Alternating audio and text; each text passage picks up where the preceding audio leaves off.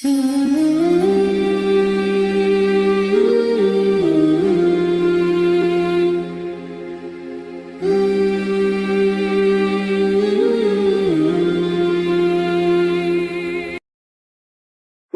muslimat yang dimuliakan Allah Subhanahu wa taala.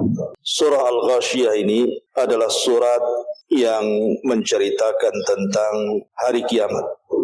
Dan nanti banyak kita akan melalui penjelasan-penjelasan para ulama di mana surah Al-Ghasyiyah ini menceritakan dua kondisi orang-orang yang masuk ke dalam surga dan bagaimana kondisi mereka, dan juga orang-orang yang Allah Subhanahu wa taala masukkan ke dalam neraka dan juga bagaimana kondisi mereka. Baik, kita langsung saja karena memang banyak penjelasan yang harus kita jelaskan nantinya. A'udzubillahi minasyaitonirrajim. Bismillahirrahmanirrahim. Hal ataka hadithul ghasyiyah. Sudahkah sampai kepadamu ya Muhammad berita tentang al-ghasyiyah? Apa itu ghasyiyah? Ada yang berpendapat bahwa ghasyiyah itu adalah ismun min asma al-qiyamah, satu di antara nama-nama kiamat. Dan nama-nama kiamat itu di dalam Al-Quran sampai mencapai 82 nama tentang kiamat itu. Ada Al-Qari'ah, kemudian juga Al-Qiyamah, dan begitu seterusnya. Lah salah satunya dari 82 nama kiamat itu adalah Al-Ghasyiyah. Dan dalam kaidah Al-Quran, sebuah peristiwa yang banyak namanya menunjukkan itu bukan peristiwa biasa, tapi peristiwa yang luar biasa. Ya, karena kiamat itu peristiwa yang luar biasa. Tapi juga ada yang mengatakan bahwa Al-Ghasyiyah itu ismun min asma'in nar, nama dari nama-nama neraka. Jadi nama neraka itu salah satunya adalah Al-Ghasyiyah. Makanya Allah Subhanahu wa taala menyebutkan dalam surah Ibrahim ayat 50, syarabiluhum min qatiran wa taghsha wujuhahumun nar. Pakaian mereka terbuat dari cairan aspal dan wajah-wajah mereka taghsha. Taghsha itu artinya tertutupi oleh apa? Oleh api neraka. Taghsha itu sama dengan kalimat ghasyiyah. Jadi di sini ada dua penafsiran. Bisa dimaknai al-ghasyiyah itu satu di antara nama-nama kiamat, dan penafsiran yang kedua, ghasyiyah itu satu di antara nama-nama neraka jahanam. Di sini Allah Subhanahu wa taala mengatakan hal ataka hadithul ghasyiyah. Apakah khitab dalam ayat ini diberikan kepada Nabi sallallahu alaihi wasallam? Maknanya, sudahkah sampai kepadamu wahai Muhammad berita tentang kiamat? Ataukah khitab ini kepada setiap orang yang membaca Al-Quran? Maknanya, sudahkah sampai kepada anda yang membaca Al-Quran berita tentang kiamat? Dan dua-duanya bisa dijama, digabungkan. Karena setiap khitab orang yang diajak bicara itu disebut khitab. Setiap khitab yang dikhitabkan kepada Rasul juga berlaku kepada umat Rasul. Hal ataka hadithul ghasyiyah. Wujuhu yawma idzin khashi'ah, amilatun nasibah, tasla naran hamiyah. Kemudian Allah Subhanahu wa taala mengatakan pada hari kiamat banyak wajah-wajah yang tertunduk lagi terhina. Kenapa? Karena mereka bekerja sangat keras, lagi kepayahan, tetapi ujungnya mereka memasuki api neraka yang sangat-sangat panas. Di sini para ulama memberikan catatan kepada kalimat wujuhu yawma idin khasyi'ah amilatun nasibah tasla naran hamiyah. Ada yang mengatakan bahwa ayat ini bercerita tentang hari kiamat. Apabila manusia dibangkitkan di padang mahsyar setelah tiupan sangkakala kedua Israfil, maka ada orang-orang yang mereka betul-betul khusyuk di hadapan Allah Subhanahu wa taala dan ingin bekerja keras supaya mendapatkan keridhaan Allah Subhanahu wa taala. Pertanyaannya, apakah bermanfaat? Tentu tidak akan bermanfaat. Karena khusyuk yang bermanfaat, bekerja keras lagi kepayahan dalam beribadah kepada Allah itu hanya bermanfaat kalau dilakukan di dunia. Di akhirat itu tidak akan berlaku lagi. Karena di akhirat itu yaumul hisab, hari di mana kita dituntut pertanggungjawaban. Kalau mau khusyuk ya di dunia. Kalau mau bekerja keras untuk beribadah dan kepayahan dalam ibadah di dunia, baru manfaat untuk akhirat. Makanya Ali radhiyallahu anhu mengatakan, al-yaum yaumul amal wa ghadan yaumul hisab. Sekarang di dunia inilah tempat kita beramal dan besok di akhirat itu tempat kita dihisab. Jadi kalau ingin khusyuk ya di dunia. Dan ibadah itu memang ada kepenatan, ada kelelahan. Ibu sholat, lelah sholat itu. Kalau mau mengikuti betul-betul sunnah Nabi SAW. Karena ibadah itu kan tingkatan-tingkatan. Ada ibadah itu jelek sekali. Ada ibadah itu pertengahan. Ada ibadah itu baik sekali. Dan itu yang bisa melakukannya kita sendiri. Ada yang ibadah asal-asalan kan Bu. Orang beribadah itu asal-asalan saja. Yang penting kewajibannya menurut dia sudah selesai. Ada ibadah mungkin sedikit agak baik. Tapi ada ibadah itu yang betul-betul dia beribadah itu di atas puncak kebaikan. Mulai daripada wudunya betul-betul diperhatikan, pakaiannya, kemudian tempat solatnya, sampai ke gerakan-gerakan solatnya betul-betul dia persembahkan kepada Allah Azza wa Jalla. Artinya itu kembali kepada diri kita yang melakukan ibadah. Karena kehusyuan itu dikembalikan kepada kita sebenarnya. Kalau wudunya saja bermasalah, macam mana mau khusyuk solatnya? Tapi kalau dalam berwudu dia sudah memperhatikan betul-betul bagaimana cara wudu Nabi, kemudian masuk ke dalam solat dan dia memperhatikan bagaimana solat Nabi, sallu kama ra'aitumuni usalli, solatlah kalian sebagaimana melihat aku solat, insyaallah dia akan mendapatkan kekhusyuan. Dan ulama ada yang mengatakan bahwa mendapatkan khusyuk itu karena didahului sebelum solat dia tidak pernah bermaksiat. Kalau sebelum solat dia bermaksiat kepada Allah, maka masuk ke dalam solat itu akan sulit mendapatkan kekhusyuan. Karena maksiat itu melahirkan keras hati. Ketika masuk dalam solat, kerasnya hati itu menghilangkan khusyuk.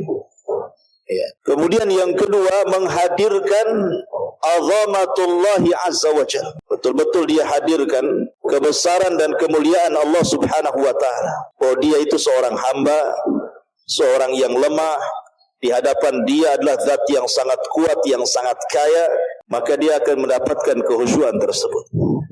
Ini penafsiran yang pertama. Maksudnya ayat ini bicara tentang hari kiamat. Ada orang-orang yang mereka ingin khusyuk, ingin bekerja keras supaya diterima oleh Allah Subhanahu wa taala, tapi percuma. Makanya lihat bagaimana sebagian orang-orang di neraka itu, di padang mahsyar itu, mereka mengatakan sebagaimana dihikayatkan dalam Al-Quran. Mereka mengatakan, wa qalu absarna wa sami'na na'mal salihan inna muqinun. Ya Rabb, kami sekarang sudah melihat bagaimana jahanam di hadapan. Ya Rabb, kami sudah mendengar. Kemudian dia mengatakan, absarna wa sami'na na'mal salihan.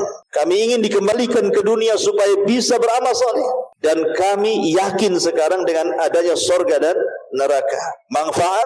Tidak. Ucapan seperti ini tidak manfaat.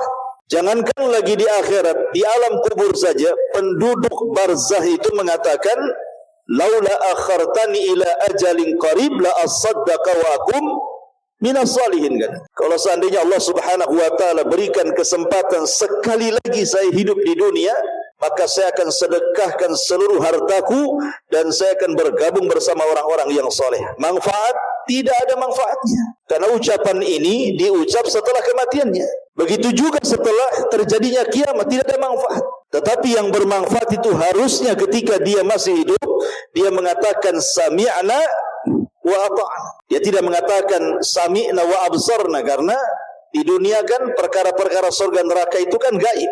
tidak melihat, sehingga harus diyakini, dan keyakinan itu cukup dengan cara mendengar dan taat. Sami'na wa ata'na.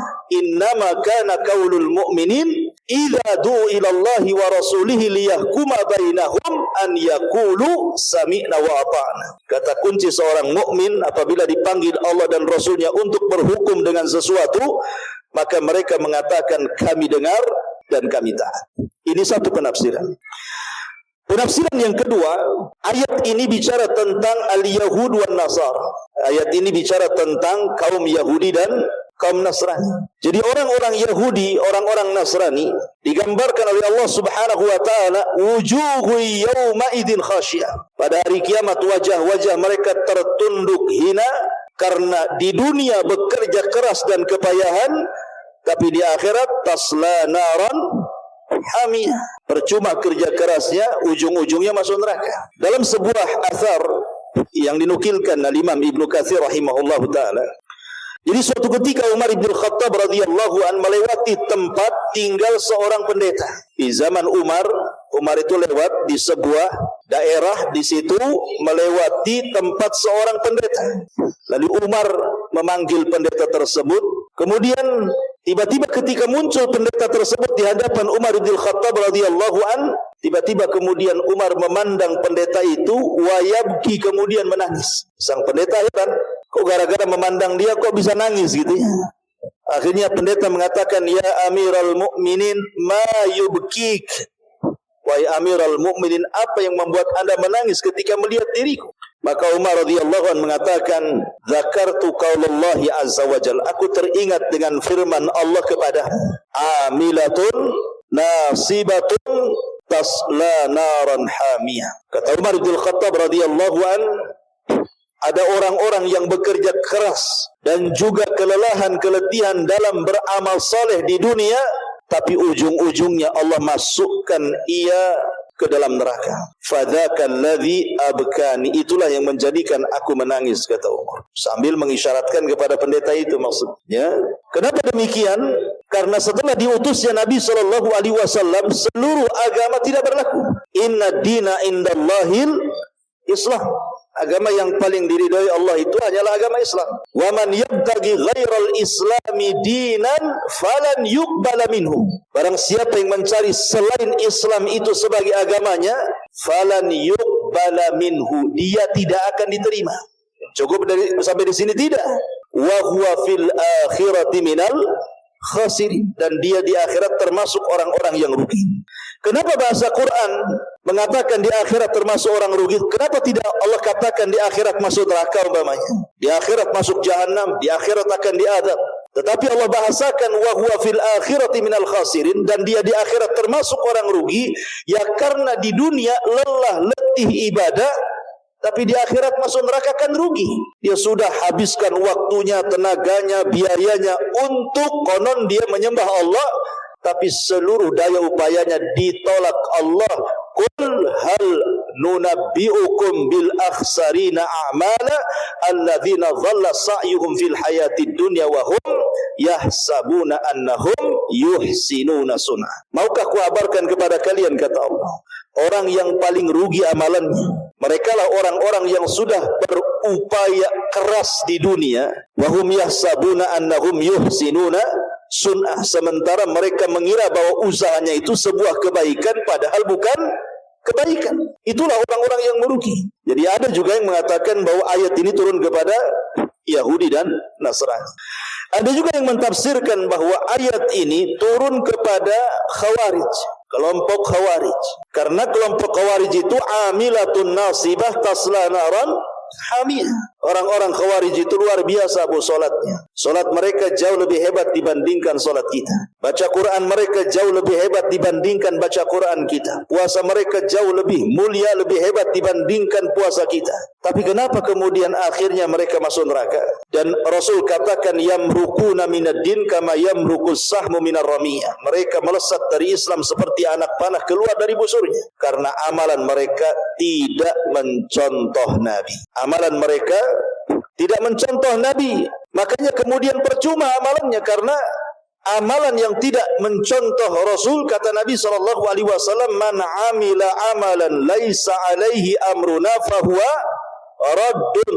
Barang siapa yang beramal yang tidak ada perintahnya dalam urusan kami, kata Rasulullah, maka amalan itu tertolak.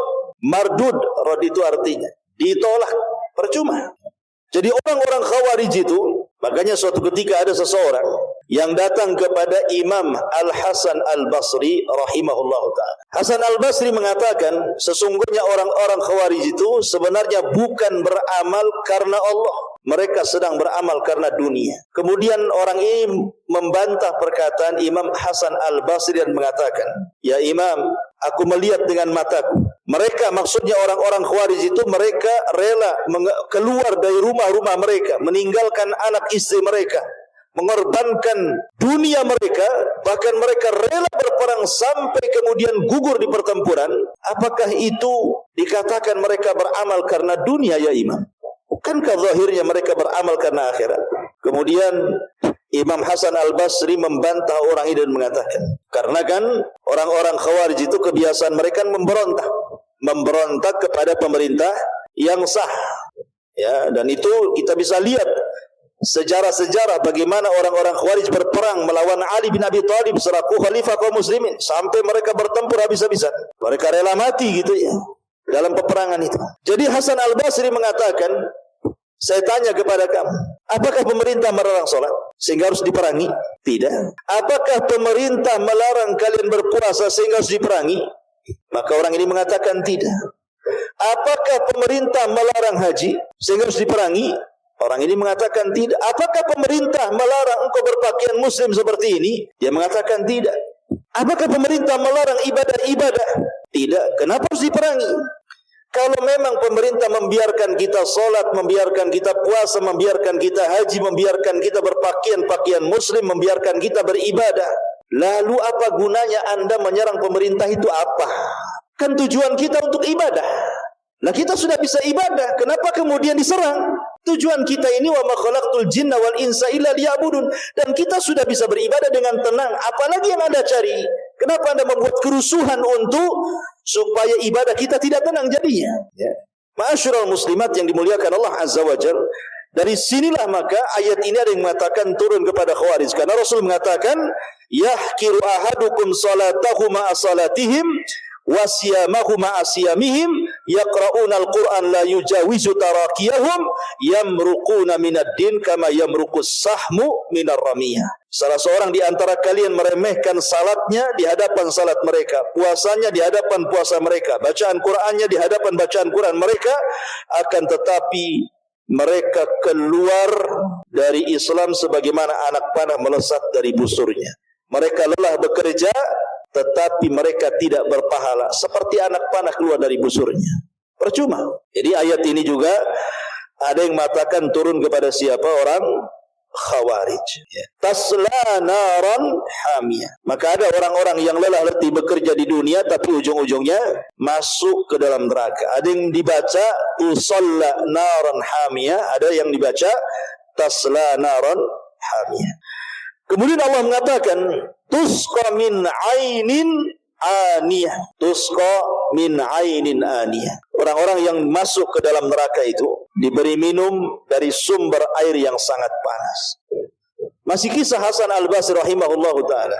Hasan Al-Basri suatu ketika membuat kajian seperti ini. Tiba-tiba muridnya ini memberikan air mineral, air putih ya, untuk minum sang imam. Kayak ibu ya, kalau saya kisah kajian kan kasih minuman gini. Jadi Hasan Al-Basri ini memandang minuman itu, tiba-tiba dia menangis. Hanya gara-gara memandang air mineral ini, tiba-tiba menangis. Sang murid nih yang menghidangkan air tersebut merasa bingung. Salah apa? Saya hanya menghidangkan minuman saja. Kenapa sang imam tiba-tiba menangis ketika memandang minuman itu? Kemudian ditanya, wa mayubkika ya imam? Kenapa anda menangis wahai imam? Maka Hasan Al-Basri mengatakan, tadzakkartu umniyata ahlin nar. Aku teringat dengan angan-angannya penduduk neraka. Kemudian ditanya, wa ma umniyatu ahlin nar ya imam? Lalu apa angan-angan penduduk neraka itu wahai imam? Maka Imam Hasan Al-Basri membacakan satu ayat. Wa nada ashabun nar ashabal jannah an afidhu alaina minal ma' au mimma razaqakumullah. Kita tahu bahwa neraka dan surga itu masing-masing ada jendela. Penduduk surga bisa melihat penduduk neraka juga bisa menyaksikan penduduk surga. Jadi penduduk neraka ini berteriak-teriak, wa nada ashabun nar ashabal jannah. Berteriaklah penduduk neraka kepada penduduk surga. Apa teriakannya? An afidhu alaina minal ma. Bisa enggak kalian hantarkan air yang Allah anugerahkan kepada kalian di surga, hantarkan ke neraka, atau dari apa saja yang Allah rizkikan kepada kalian di surga. Maka Allah subhanahu wa ta'ala jawab, innallaha harramahuma alal kafirin. Enggak bisa, karena Allah sudah haramkan keduanya, baik minuman ataupun makanan, kepada orang-orang kafir yang ada di neraka. Jadi di neraka itu tidak ada air. Maksudnya tidak ada air yang Allah anugerahkan seperti air-air yang Allah anugerahkan di surga.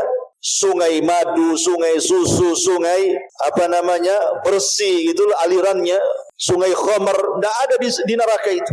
Yang ada air yang sangat mendidih, kalau seandainya diminum maka hancur semua perut. Itulah tusqa min ainin aniyah, diberi minum dari sumber air yang panas. Jadi ketika penduduk neraka itu kehausan, mereka memanggil-manggil Allah dan mengatakan, ya Rabb, berikanlah minum untuk kami kehausan. Maka mereka akan disuguhkan air minum yang sangat panas sekali, yang menghancurkan seluruh badannya. Kemudian Allah mengatakan, laisa lahum ta'amun illa min dhari'. Laisa lahum ta'amun illa min dhari'. Tidak ada makanan bagi mereka penduduk neraka selain daripada pohon dhari'. Apa pohon dhari'? Ada yang mengatakan bahwa pohon dhari' ini sejenis tumbuhan yang banyak durinya. Tumbuhan yang banyak durinya. Dan tumbuhan itu buahnya disebut dhari' karena ada racun. Ya, ada racun yang kalau seandainya tumbuh di bumi, binatang pun tidak mau dekat karena beracun. Jadi buahnya banyak durinya dan beracun. Ya. Ini dhari yang ada di bumi. Bagaimana dhari yang ada di neraka? Tentu makanan ini sangat-sangat luar biasa, tidak bisa dimakan dan bisa menghancurkan tenggorokan. Belum lagi sampai ke perut, tenggorokan sudah hancur karena banyak durinya. Ketika dia hendak memasukkan air untuk mendorongnya, malah hancur semuanya. Kenapa kemudian disebut dhari'? Dhari' ini artinya tadarru'. Tadarru' itu memelas bahasa kitanya. Ya. Karena ketika makanan ini dimakan, dia memelas kepada Allah supaya dikeluarkan. Ya Allah, sampai tersiksa dia. Sehingga memelas gitu ya. Supaya dikeluarkan lagi, karena sudah tidak bisa dikeluarkan. Sudah nyarang di tenggorokan dia dan menghancurkannya. Makanya kemudian disebut dhari', karena dia tadarru', memelas kepada Allah untuk dikeluarkan. Tapi tidak bisa karena sudah masuk ke dalam rahang dia dan menghancurkan rahangnya. Sebelum ke perutnya, rahangnya sudah hancur duluan. Ma'asyiral muslimat yang dimuliakan Allah Azza wa Jalla. Ada juga yang mengatakan bahwa makanan penduduk neraka itu adalah makanan dari darah dan nanah penduduk neraka itu sendiri. Jadi kalau penduduk neraka itu kelaparan, maka akan disuapi nanah dan darah dari penduduk neraka itu sendiri. Sebagaimana Allah menyebutkan dalam surah Haqqah 36, wala ta'amun illa min ghislin, dan tidak ada makanan bagi penduduk neraka kecuali ghislin. Ghislin itu artinya perpaduan nanah dan darah. Itulah makanan. Ada juga yang mengatakan bahwa makanan penduduk neraka itu disebut zakum, pohon zakum, yang Allah katakan inna syajarataz zakum ta'amul azim kal muhli yaghli fil butun ka ghalil ham. Sesungguhnya pohon zakum adalah makanan bagi orang-orang yang berdosa, sebagaimana minyak yang panas yang mendidih dalam tubuh, sebagaimana mendidihnya air yang sangat panas sekali. Jadi bukannya mengenyangkan, malah kemudian menghancurkan. Makanya dalam sebuah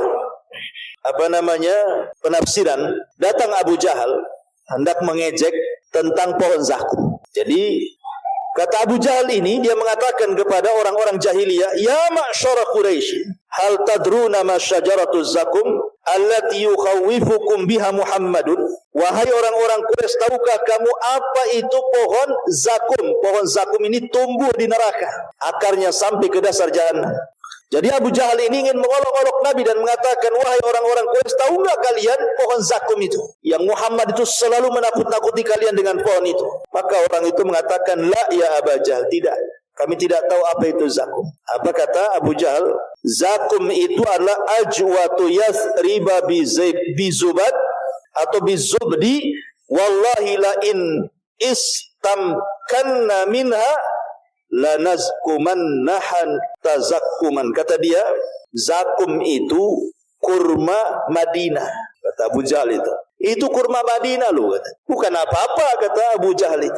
Kemudian dia mengatakan, demi Allah seandainya saya bisa mendapatkan pohon zakum, niscaya saya akan memakan pohon itu dan akan memakan dari buahnya sepuas-puasnya. Ini kan kurang ajar kan, mengejek. Ya, Abu Jahal mengejek Nabi SAW, mengejek ayat-ayat Al-Quran. Padahal lihat bagaimana Nabi SAW mengatakan, lau anna qitratan minaz zakum.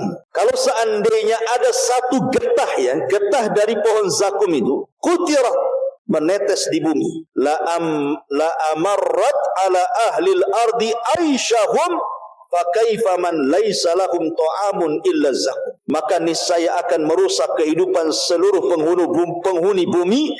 Bagaimana lagi dengan mereka yang tidak ada makanan kecuali pohon zakum itu. Jadi kalau seandainya getahnya saja, satu tetes saja, itu getah zakum neraka itu diteteskan di bumi, satu dunia makanan akan rusak, satu dunia minuman akan rusak, tidak bisa dimakan dan minum. Itu baru getahnya tuh, kata Rasul.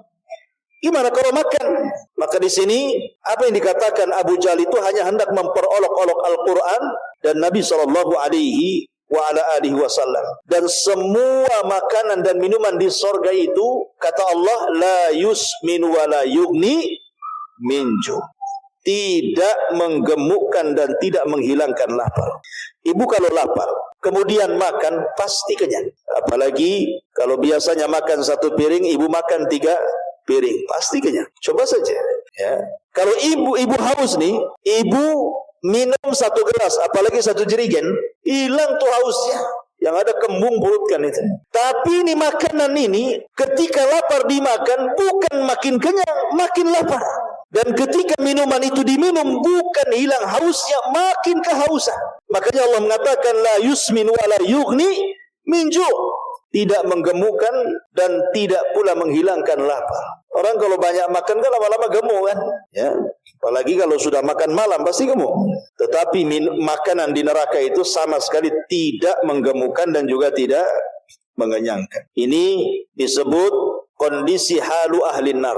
Kemudian Allah Subhanahu wa taala mulai menjelaskan bagaimana kondisi penduduk surga.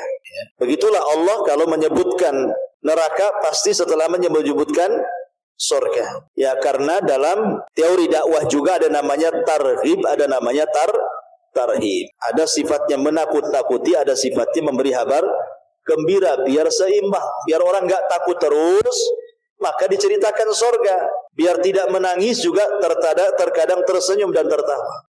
Allah mengatakan wujuhun yauma idzin na'imah. Pada hari itu ada wajah-wajah yang berseri-seri. Naimah itu artinya wajah orang yang tidak pernah susah hidupnya.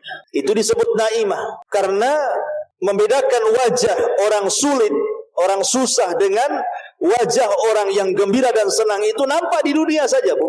Ada anak kecil usia 3 tahun, Bapak.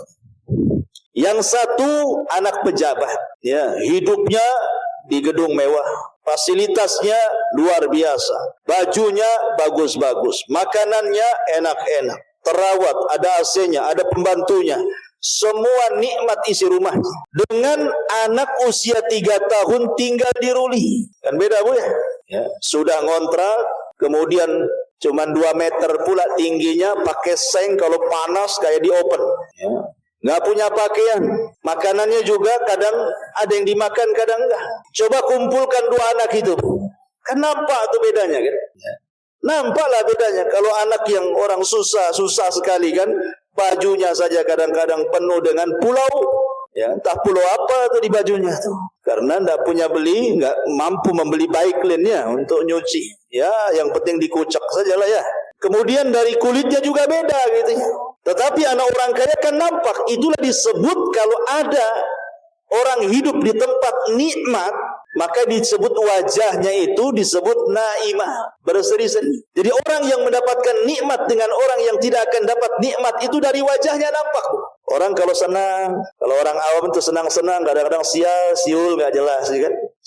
Senyum, siul gitu ya. Tapi kalau lagi sulit tuh dia, kemudian mukanya masem, punya emosi gitu ya, kan nampak tuh. Di dunia saja nampak tuh naimah dengan tidak naimah tuh.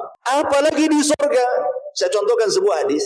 Didatangkan nanti di hadapan Allah pada hari kiamat min an'ami ahli dunia. Orang ini ketika di dunia termasuk orang yang paling diberikan nikmat.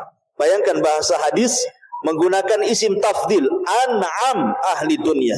An'am itu artinya tidak ada kenikmatan kecuali Allah berikan kepada dia. Rumahnya megah gitu ya, uangnya banyak, fasilitas nikmatnya, pokoknya hidupnya sejak lahir sampai mati senang saja, tidak pernah susah. Tetapi Allah takdirkan dia termasuk penduduk neraka, didatangkan di hadapan Allah. Kemudian oleh Allah dicelupkan sekali celupan ke neraka, diangkat lagi. Kemudian Allah tanya kepada dia, hal marra bika min ni'amin. Kamu selama di dunia, dari mulai lahir sampai usia kamu anggaplah 100 tahun, kau tidak pernah sulit. Setelah aku celupkan kau ke neraka, masih terbayang enggak kenikmatan itu? Dia mengatakan, wallahi ma marra bi min ni'amin qattun. Demi Allah, tidak ada kenikmatan yang sudah pernah saya alami di dunia terlintas sedikit pun tidak. Padahal sejak bayi sampai mati dia senang saja. Tapi sekali dicelupkan di neraka, hilang tuh semua memorinya. Tidak terbayang lagi dia dulu punya mobil, dia dulu punya rumah, dia dulu punya kebun, dia dulu punya uang, dia dulu makan enak, istrinya cantik, dan enggak lagi hilang udah. Tidak terbayang sedikit pun. Bayangkan. Begitu ngerinya neraka, baru dicelupkan saja tuh. Tetapi kata Nabi SAW, ada orang yang dihadapkan kepada Allah min akhbathi ahlil ardi, termasuk orang yang paling susah sejak lahir sampai mati, tidak pernah senang hidupnya, susah, tidak punya rumah, hidup di bawah jembatan, cari rezeki pun susah, kadang harus minta-minta, menahan malu, pokoknya susah lah. Semua kesusahan ada pada dia sejak lahir sampai mati. Tetapi dia termasuk ahlil jannah, penduduk surga. Kemudian Allah panggil, Allah celupkan di surga. Kemudian habis dicelupkan, diangkat lagi dari surga. Kata Allah, hal marra bika min bukhsin qad. Apakah masih ingat keperitan hidup dulu kau di dunia? Kau diusir sana sini, dihina sana sini gitu ya. Masih teringat enggak? Dia mengatakan, demi Allah tidak teringat sedikit pun.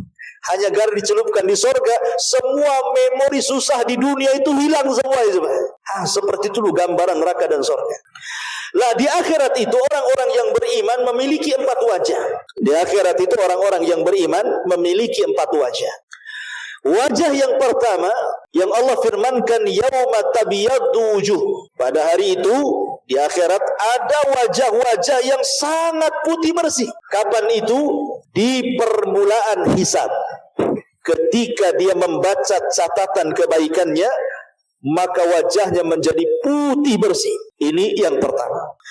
Kemudian yang kedua, wajahnya musfir. Musfir itu artinya dari wajah yang sudah putih bersih terpantul cahaya.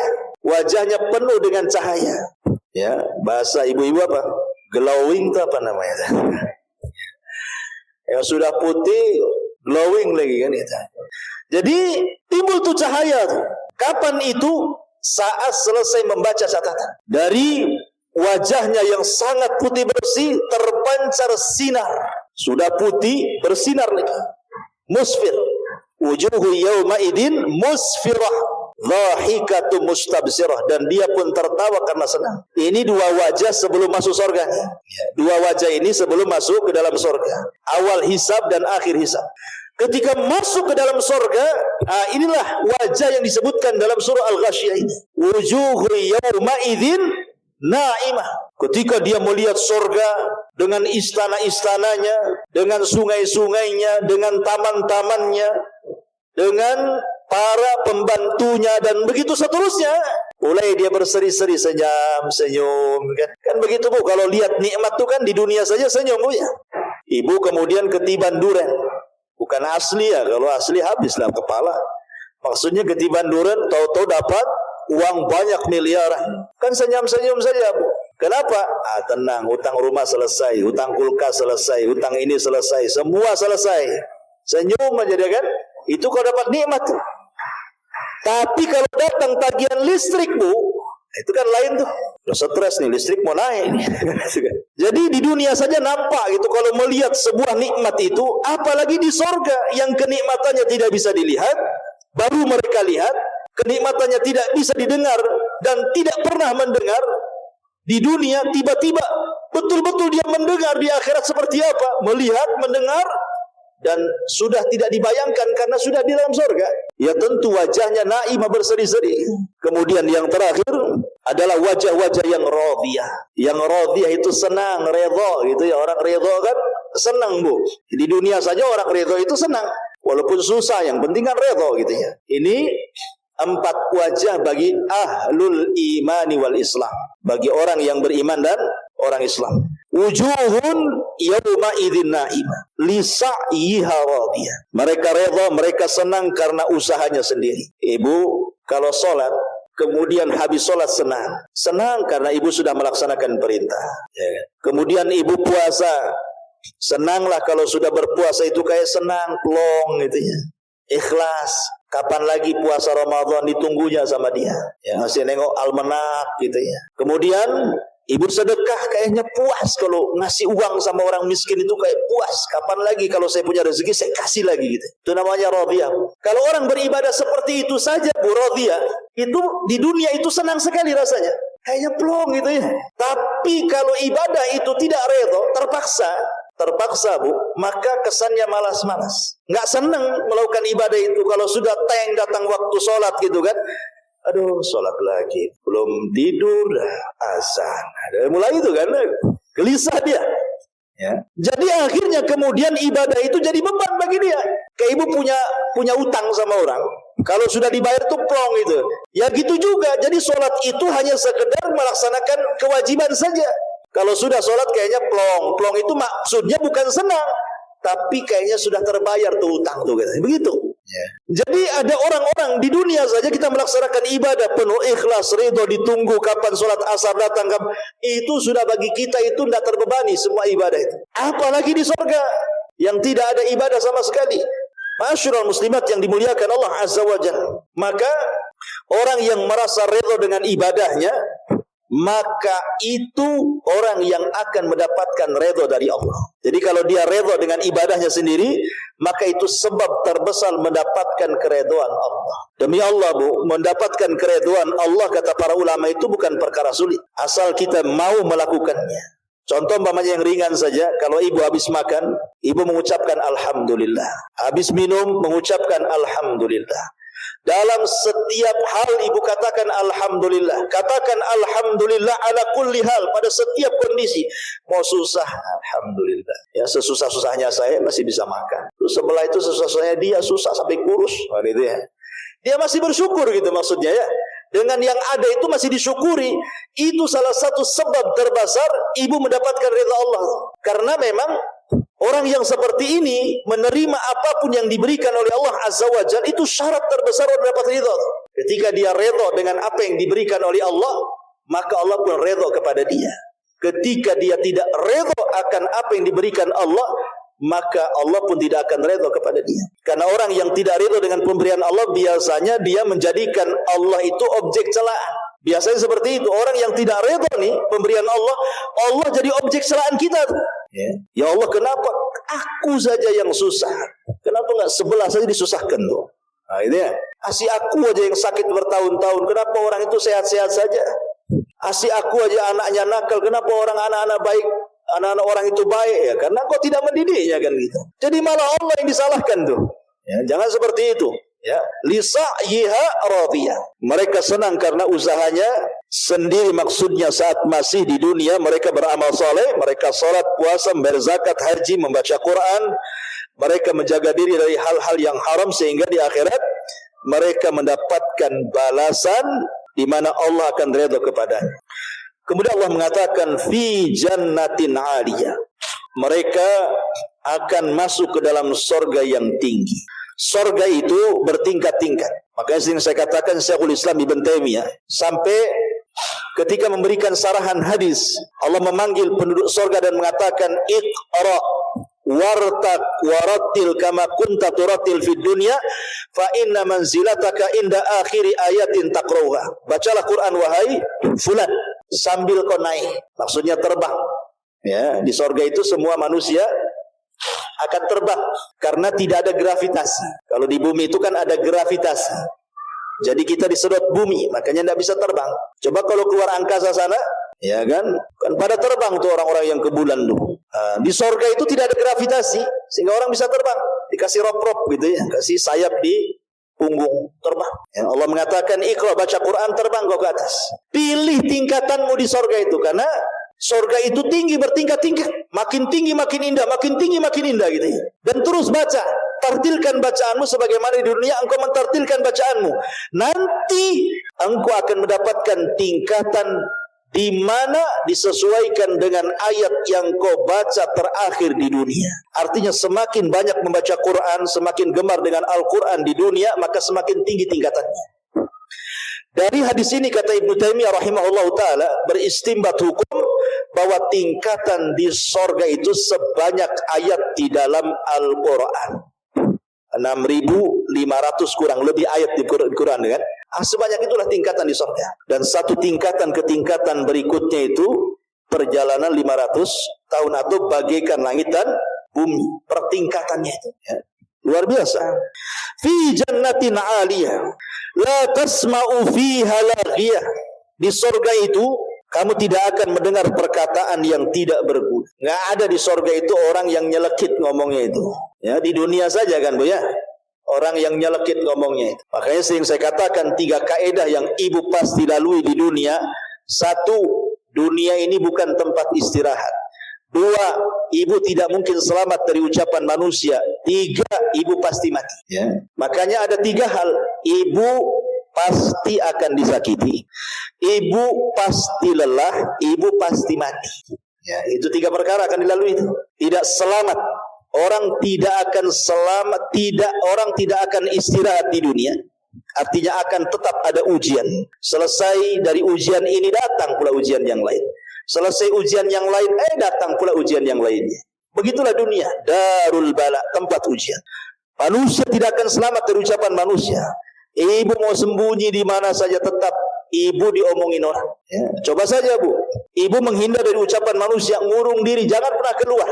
Tutup jendela, tutup pintu, tutup ventilasi, ya kan? Tetap saja orang mengatakan jangan-jangan itu sakit jiwa orang tidak pernah keluar, gitu, kan? Ya, padahal niat dia supaya jangan salah ngomong, salah bergaul, sehingga dia ngurung diri. Itu saja dibilang gila, dibilang sakit jiwa, kan?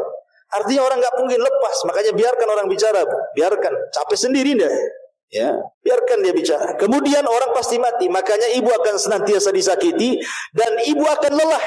Dan ibu akan mati. Makanya perlu 2 hidup di dunia itu, sabar dan beriman dengan takdir. Sabar mau diapakan lagi? Memang seperti itu orang hidup di dunia kan? Harus sabarlah dan beriman dengan takdir. Bahwa ujian dan ucapan orang itu semua sudah ditakdirkan. Kalau orang berjalan dengan takdir, tenang, biarkan sudah ngomong. Dia ngomong gitu sama saya kan sudah takdirnya memang di hari ini ngomong sama saya. Nah, selesai kan? Ya. Bu, itu orang itu kok ngomong begini-begini sama om. Nggak apa-apa, itu kan sudah ditulis 500 tahun sebelum Allah ciptakan langit dan bumi, kan tenang kalau ngomong gitu. Kalau ibu kejar ngomong apa dia? Oh, kurang ajar. Sampaikan, wah itu nggak jadi itu. Perang namanya, ya kan? Jadi berjalan dengan takdir. Ya. Lah di surga itu nggak akan ibu dapati orang-orang kayak gini nih. Kenapa? Karena sebelum orang masuk ke dalam surga itu Allah sudah cabut wa naza'na ma fi sudurihim min ghillin ikhwana. Jadi perasaan dengki, perasaan dendam, perasaan hasad itu tidak ada lagi. Di surga itu cuma satu hati. Cuma satu hati. Semua sama hatinya seperti itu. Oh, di bumi itu kan hatinya banyak, ada yang hasad, ada yang dengki, ada yang benci, ada yang ghibah, macam-macamnya. Kemudian Allah mengatakan fiha ainun jariyah. Di sana ada mata air yang mengalir. Di surga itu mata air banyak. Ada yang mengalir kayak sungai. Ada yang memancar dari bawah kayak pancuran. Ya, dari bawah ke atas tuh, memuncak gitu ya. Ada yang pancuran dari atas. Ya, kalau orang Jawa Barat bilang curug namanya ya. Itu muncrat dari bawah, dari atas ke bawah. Ada yang dari bawah ke atasnya, memancur. Ada yang ya kayak kita di dunia lah kita lihat. Seperti itu di sorga juga ada. Makanya kan kalau ada, gatel kali hidung ini. Jadi kalau ada nih, kita lihat tempat rekreasi coba kan, yang didatangi orang itu kan. Ya, kalau di Majalengka di tempat saya itu banyak curug tuh biasanya. Ada air terjun itu sampai meteran tinggi. Itu jadikan tempat wisata kan. Karena apa? Karena keindahannya. Orang datang semua ke situ. Sampai dari mana-mana daerah tuh ingin datang ke curug itu coba. Hanya pengen melihat air tumpah dari atas saja, itu saja. Sebagai dia. Lah di sorga lengkap, ada yang tumpah dari atas, ada yang muncrat dari dalam bumi ke atas gitu ya, dari dalam sorga ke atas, ada yang mengalir, lengkap di sorga itu. Lah salah satunya adalah fiha ainun jariyah, ada mata air yang mengalir. Kalau mengatakan fiha sururun marfu'ah, di sana ada dipan-dipan yang ditinggikan. Dipan-dipan yang ditinggikan. Ada yang mengatakan sebagian penafsiran sur di sini artinya bidadari, ya, bidadari. Termasuk kalau ibu-ibu Allah takdirkan masuk ke dalam sorga, maka ibu bagian daripada surur. Ya, karena ibu lebih hebat, lebih indah, lebih cantik dibandingkan bidadari. Sebagaimana perkataan Ummu Salamah. Ummu Salamah ngomong sama Nabi, "Ya Rasulullah, kenapa Al-Quran masih cerita bidadari saja dan tidak cerita orang wanita dunia yang masuk surga?" Jadi Ummu Salamah ngomong begitu ya. Kok di Quran kok semua kalau mensifati wanita-wanita itu, maksudnya wanita surga, yang disifati bidadari semua. Nah kami nih kalau masuk surga ya Rasulullah, bagaimana kondisi kami? Maka Rasul mengatakan, engkau wahai Ummu Salamah dan semua wanita dunia yang masuk surga jauh lebih indah dibandingkan bidadari. Kenapa? Karena Anda masuk surga dengan kepayahan, dengan sholat, puasa, zakat, haji, macam-macam ya kan? Baru masuk surga. Sementara bidadari sudah ada di surga tanpa ada kepayahan. Dan marfu'ah di sini maksudnya marfu'ah itu dihilangkan. Marfu itu artinya dihilangkan, diangkat. Itu artinya marfu ya. Maksudnya diangkat, baik tempatnya diangkat oleh Allah, baik kemudian pakaiannya juga betul-betul terangkat. Allah berikan sutra yang bermacam-macam lapisnya, termasuk juga diangkat dari semua aib dan cacat yang ada di dunia, di surga tidak ada. Ya, ibu tidak berak, ibu tidak kencing, ibu tidak mengeluarkan dahak, ibu tidak meludah, ibu tidak ada haid, ibu tidak nifas gitu ya. Ya, badannya pun tidak bau, keringatnya juga minyak misik yang keluar gitu. Kalau di bumi kan sesuai yang ibu makan kan keringat itu. Makan jengkol bau jengkol keringat. Makan pete bau pete kan itu. Jadi di sorga itu yang keluar ya keringat, karena beraknya penduduk sorga itu ya keringat. Kalau kita kan betul-betul kotoran yang keluar kan. Kalau di sorga itu makan gak ada berhenti, tapi tidak buang hajat. Cara membuangnya dengan keringat itu. Dan keringatnya wangi. Jadi di sorga itu semua terangkat. Yang kurang-kurang cantik di bumi semua cantik di sorga itu. Nggak perlu ke salon, nggak perlu tusuk sana tusuk sini, benang sana benang sini, silikon sana silikon sini, nggak perlu. Ya di sorga itu sudah indah dengan sendirinya. Itu maksudnya marfu. Ada juga mentafsirkan seperti ini. Ya. Ini cerita soal kenikmatan bidadari dan wanita-wanita yang masuk sorga ke dalam sorga di atasnya bidadari. Ya, dan sekarang lagi viral ya, gara-gara seorang ustazah cerita bidadari jadi viral jadi di medsos itu. Jika ada penggiat sosial justru meledek soal bidadari, naudzubillah. Ustazah ini bagus-bagus saja menceritakan tentang kenikmatan seorang laki-laki di sorga itu. Ya memang bidadari, karena Allah yang mengatakan dalam Al-Quran zuyyina lin-nasi hubbus syahwat minan nisa kan itu. Laki-laki itu dicintakan syahwatnya yang pertama kali kepada wanita kan itu, baru kemudian kepada yang lain ya. Tapi perempuan kan tidak. Kemudian komen juga, kalau laki-laki dapat bidadari, perempuan dapat apa? Dapat Tupperware katanya. Ini kan kurang ajar Bu ya. Perempuan itu kenikmatannya jelas banyak. Apa yang disukai di dunia Allah berikan di akhirat semuanya, sesuai dengan fitrahnya kan itu. Jadi ini masalah-masalah ilmiah. Jangan kemudian dibantah dengan lelucon. Bantah secara ilmiah kalau tidak suka, ya namanya khilaf itu ya biasa dalam Islam. Tapi bantah secara ilmiah, apalagi sampai kemudian mengucapkan kalimat jorok, naudzubillah. Tidak perlu saya ceritakan. Ya, ibu tonton di YouTube saja. Dan jangan lupa juga YouTube Humairah Channel. Kemudian wa aqwabun maudhu'ah, dan gelas-gelas yang tersedia. Maudhu'ah itu maksudnya. Jadi gelas yang diminum itu, pamannya datang ibu mau minum apa? Madu ke, susu ke, asir ke, terserahlah. Air surga itu semua enak. Ya. Jadi kalau kita di dunia ini, contoh nih mau minum es durian. Ya. Sekarang lagi musim durian. Jadi ibu kan harus datang dulu mana orang jual jus durian. Cari dulu, baru dapat. Ya. Baru pulang sampai rumah rupa gula ditaruh. Udah 2 hari nggak bisa diminum, ya kan? Jadi kalau kita mau minum itu sulit sekali. Di surga itu sudah disediakan tuh. Apa yang terbayang pengen minum apa itu sudah ada. Dan setelah diminum gelasnya bersih sendiri. Kemudian terletak di tempatnya masing-masing. Ibu ini kalau mau makan coba habis makan nyuci piringnya, ya kan?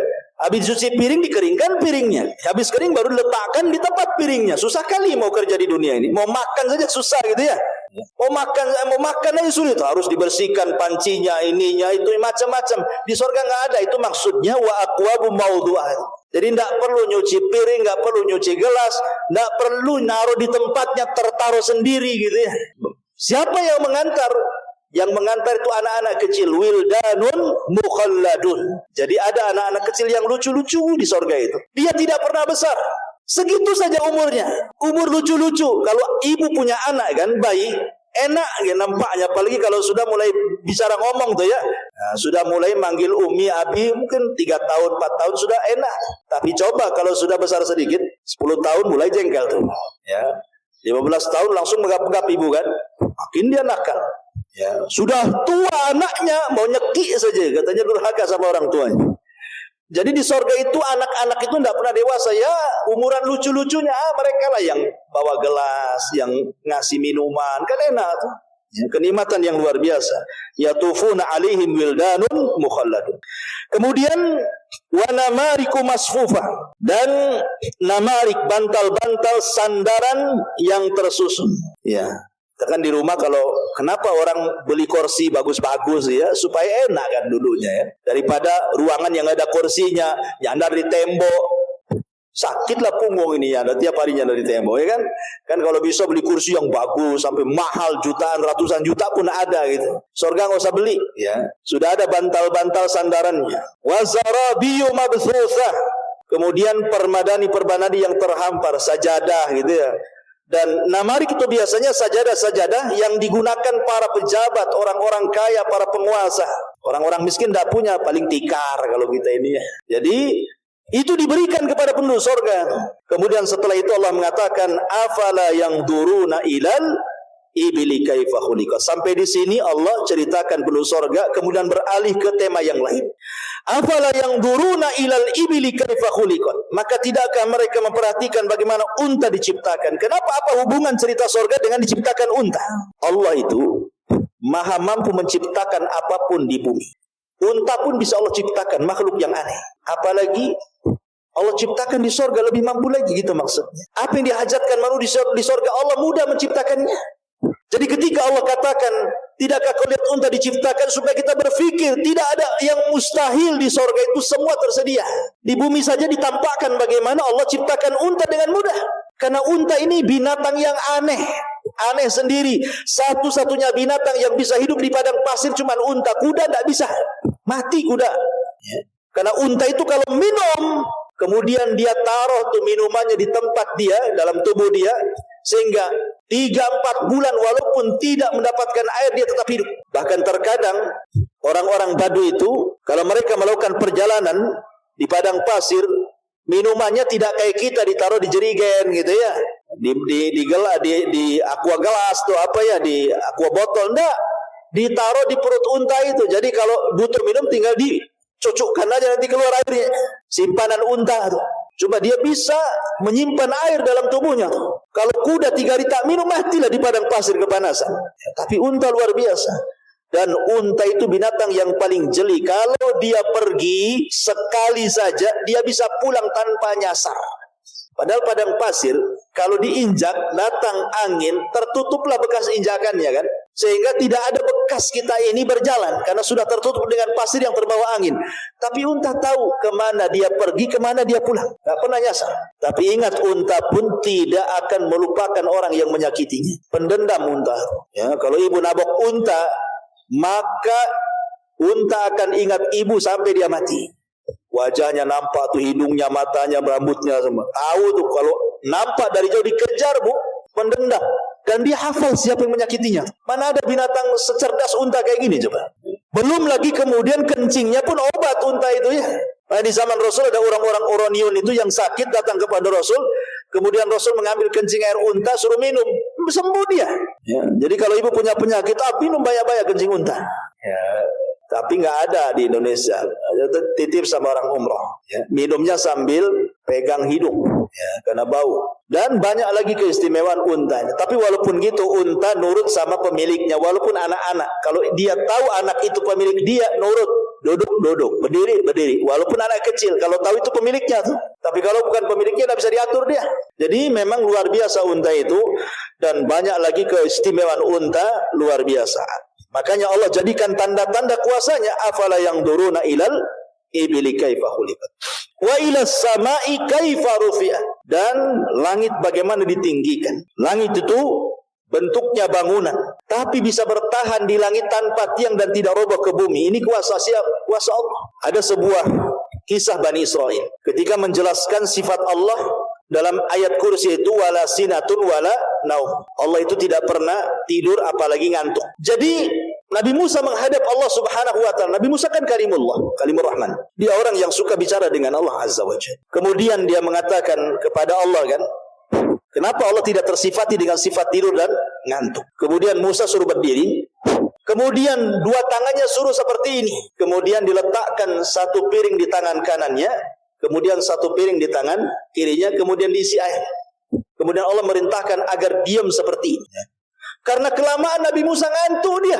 Ngantuk akhirnya terlepas piringnya, pecah. Gitu ya. Allah mengatakan, ya Musa, kalau seandainya aku tersifati dengan sifat ngantuk, apalagi tidur, maka alam semesta ini akan berlaku seperti piring yang kau pegang itu. Kalau sempat Allah ngantuk, wah, bertabrakan semuanya itu di langit. Kiamat yang ada. Makanya Allah itu salah satu sifatnya, sifat sempurna bagi Allah itu tidak ngantuk dan tidak tidur. Tapi bagi manusia itu sifat yang tidak sempurna. Orang tidak bisa tidur itu. Kalau ada orang tidak bisa tidur, itu sifat kurang bagi dia. Karena manusia itu sempurna kalau dia tidur. Kalau 2 hari bu tidak tidur, kepala itu pusing bu ya. Karena bukan sifat kita. Sifat kita itu ngantuk tidur.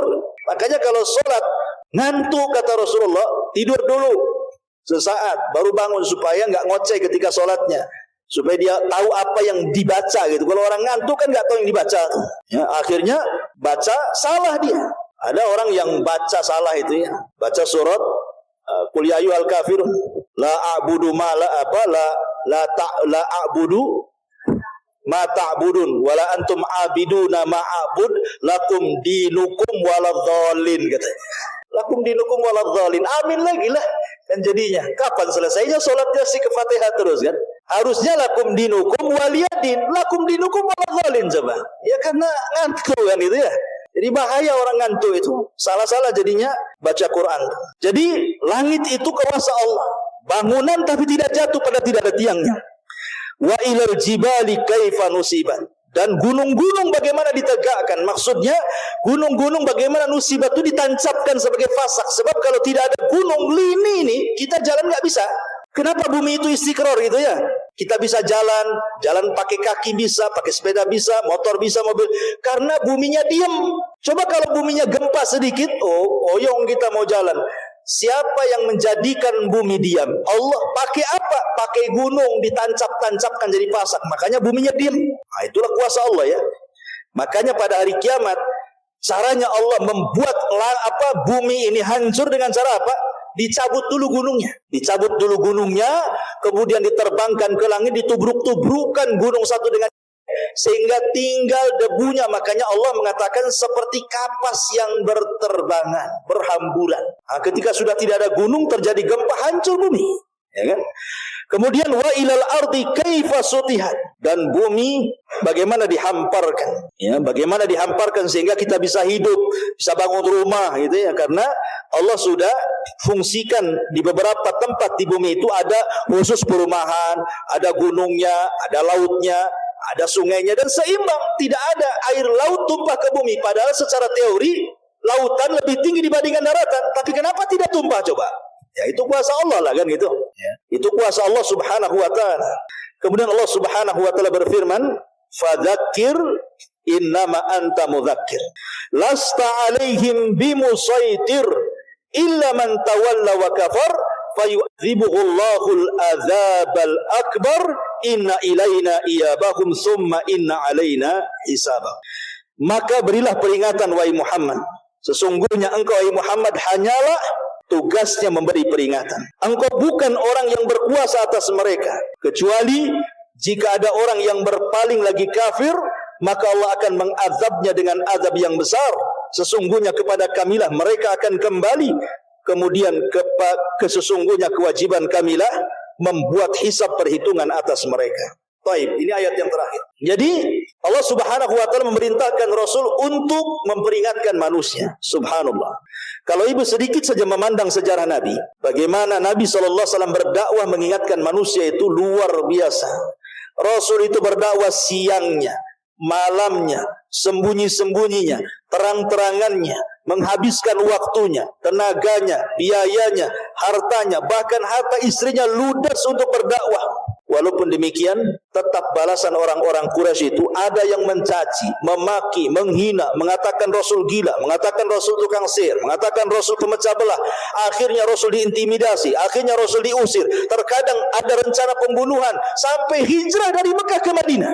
Bayangkan, ini penderitaan Nabi luar biasa. Untuk siapa coba kalau bukan untuk kita? Tetapi Nabi SAW mengajarkan kepada kita agar jangan pernah lelah, jangan pernah bosan. Fadzakir, terus berikan peringatan, terutama kepada keluarga, kepada tetangga, kepada orang-orang. Innama anta mudzakir, karena tugas kita hanya memberikan peringatan. Apalagi tugas kita ini menyampaikan hidayah Allah kepada manusia. Soal hidayah itu diterima atau tidak, lasta alaihim bimusaitir, itu bukan urusan kita, bukan urusan Nabi. Ya, engkau bukanlah orang yang berkuasa atas mereka memaksa hidayah. Tidak. Tugas kita menyampaikan kebenaran. Kalau di antara keluarga kita ada yang masih syirik, suka ke dukun, sampaikan ini tidak boleh, ini syirik. Soal terima atau tidak urusan dia. Yang penting saya sudah menyampaikan yang benar. Ya. Kalau ada keluarga kita masih menyelisih sunnah Rasul, kita arahkan ini enggak boleh loh, tidak ada contohnya. Enggak terima, ya terserah dia. Terima, alhamdulillah. Tapi kita tidak boleh memaksa. Tugas kita hanya menyampaikan saja ya. Ya. Menyampaikan hidayah Allah kepada mereka, karena taufik itu milik Allah. Sekelas Nabi saja Abu Lahab, pamannya justru jadi musuh. Sekelas Nabi saja Abu Thalib yang orang baik saja, tetap saja tidak masuk Islam padahal sudah mengakui agama Nabi, mati kafir gitu ya. Karena hidayah itu milik Allah, dan para Nabi diuji seperti itu. Istrinya Nuh kufur, istrinya Lut kufur, ayahnya Ibrahim kufur, dan begitu seterusnya. Kenapa? Lasta alaihim bimusaitir illa man tawalla wa kafar. Ini balasannya. Kalau ibu sudah menyampaikan hidayah kepada manusia, tapi manusia menolaknya, malah berpaling kafir, itu bukan urusan ibu lagi, itu urusan Allah. Fayu'adzibuhu Allahul adzabal akbar, itu urusannya dengan Allah. Ada keluarga kita yang masih berbuat dosa maksiat, syirik dan bid'ah dan begitu seterusnya. Ibu peringatkan mereka. Kau tidak mau, sudah, kewajiban ibu sudah selesai, menyampaikan kebenaran. Tinggal dia dengan Allah urusannya. Itu maksudnya ya. Nanti itu ada urusan sendiri, perhitungan dia dengan Allah tuh. Wa yu'adzibuhu Allahul adzabal akbar, maka Allah akan mengazab dengan azab yang besar. Kemudian Allah ingatkan dua perkara, inna ilaina iyabahum thumma inna alaina hisabahum. Sungguh kepada kamilah semua manusia kembali, dan kewajiban kami menghisab mereka. Inna lillahi wa inna ilaihi rajiun. Kita semua datang dari Allah dan akan kembali kepada Allah. Dan di sana ada hisab. Ingat bahwa setiap apa yang kita katakan, kita ucapkan, kita lakukan di dunia, semua ada pertanggungjawaban di hadapan Allah. Dan semua akan kembali kepada Allah, dan Allah akan menghisabnya. Ya. Makanya kenapa kemudian khitab ayat ini diberikan kepada orang-orang Quraisy? Kenapa? Karena mereka salah satunya mengingkari adanya kehidupan setelah kematian. Maunya mereka itu bebas. Kalau habis maksiat kemudian mati, ya sudah selesai jadi tanah. Kalau seperti itu, kasihanlah orang baik. Kasihan orang yang dizalimi, tidak ada keadilan kan? Nih, ibu didolimi, tiba-tiba kemudian orang yang mendolimi mati jadi tanah, ibu tersiksa sampai mati. Kan gak ada keadilan namanya ya. Makanya supaya ada keadilan, ada hisab di sana. Mungkin ibu tidak dapat keadilan di dunia, tidak ada masalah. ya. Tapi di akhirat ada zat yang maha adil yang mengadili manusia seadil-adilnya, yang tidak ada satupun hakim di dunia yang mampu menghukum seadil Allah Subhanahu wa taala. Maka menjadi ketenangan bagi kita, ya. Kalau seandainya kita disakiti, kita diuji, semua ada hisabnya di hadapan Allah Subhanahu wa taala. Dari sini selesailah tafsir surah Al-Ghasyiyah secara singkat tuh ya. Kalau